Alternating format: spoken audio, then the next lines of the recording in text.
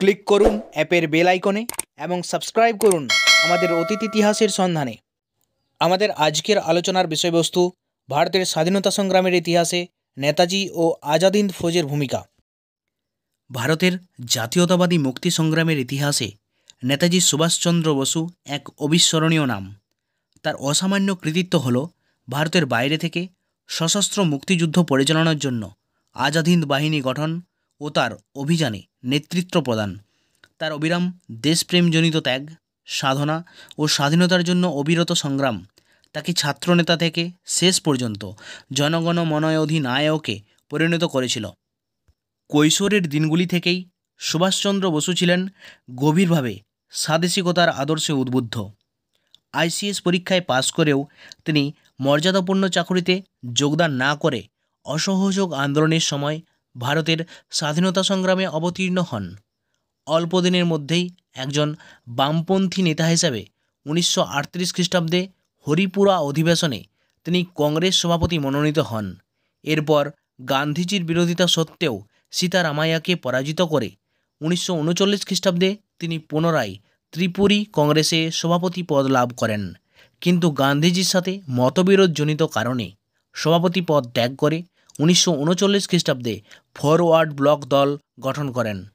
এই পরিস্থিতিতে 1939 খ্রিস্টাব্দে দ্বিতীয় বিশ্বযুদ্ধের দামামা বেজে ওঠে।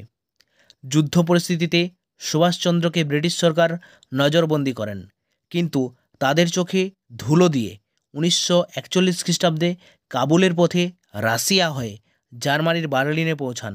জার্মানি থেকে হিটলারের বিশেষ সাহায্য না পাওয়ায় তিনি সামিরেনে করে জাপানে এসে উপস্থিত হন। ভারতের পূর্ব সীমান্ত থেকে জাপানের সমর্থনে সশস্ত্র অভিযান পরিচালনার এক সুবর্ণ সুযোগ সুভাষচন্দ্র বসু লক্ষ্য করেন। জাপানি সরকার এই ব্যাপারে তাকে সর্বতোভাবে সাহায্যের প্রতিশ্রুতি দেন। এদিকে সিঙ্গাপুরের পতন হলে জাপানের হাতে বন্দি ভারতীয় সেনাদের নিয়ে মোহন সিংয়ের সেনাপতিত্বে রাসবিহারী বসু আজাদ হিন্দ ফৌজ গঠন করেন। 1943 খ্রিস্টাব্দে সুভাষচন্দ্র বসু আজাদ হিন্দ বাহিনীর সর্বাধিনায়ক নিযুক্ত হন। এরপর তিনি আজাদ হিন্দ বাহিনীকে পুনর্গঠন করে ফৌজকে 5টি ব্রিগেডে বিভক্ত করেন। এগুলি হল Gandhi brigade, Subhas brigade, Nehru brigade, Azad brigade এবং ঝাঁসি কি রানী ব্রিগেড। এরপর সুভাষচন্দ্র বসু 1943 খ্রিস্টাব্দে আজাদ হিন্দ সরকার গঠন করেন এবং ধ্বনি তোলেন জয় হিন্দ ও দিল্লি চলো। জাপান, জার্মানি এবং ইতালি সমেত মোট 8টি দেশ এই সরকারকে স্বীকৃতি জানায়। আজাদ হিন্দ সরকারের কর্ণধার রূপে নেতাজি ঘোষণা করেন, দিল্লির পথেই স্বাধীনতার পথ, তোমরা আমাকে রক্ত দাও, আমি তোমাদের স্বাধীনতা দেব।